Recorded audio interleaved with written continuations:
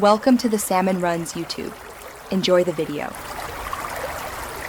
In this video, I will explain how to connect a Bluetooth keyboard to your Xbox One console. First, please ensure your specific Bluetooth keyboard model is compatible with the Xbox system. Some keyboards are designed for computers and may not work seamlessly.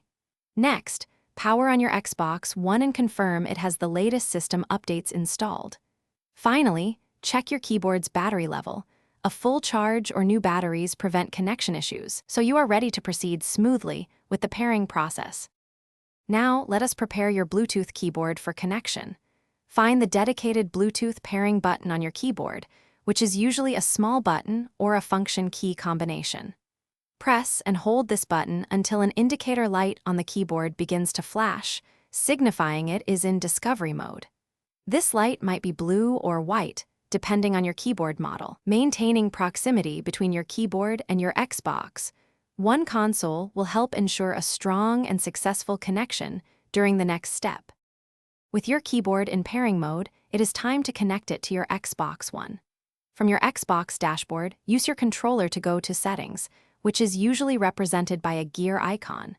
Within the Settings menu, scroll down and select Devices and Connections, then choose Bluetooth devices from the options presented.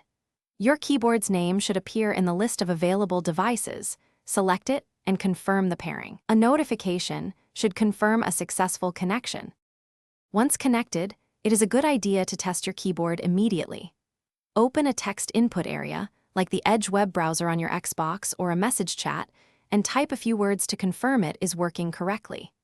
If you encounter any issues, try fully powering down and restarting both your Xbox One console and your Bluetooth keyboard. Also, ensure there are no other active Bluetooth connections nearby that might interfere, or that your keyboard is not trying to connect to a different device. Thanks for watching. Consider subscribing if we helped you.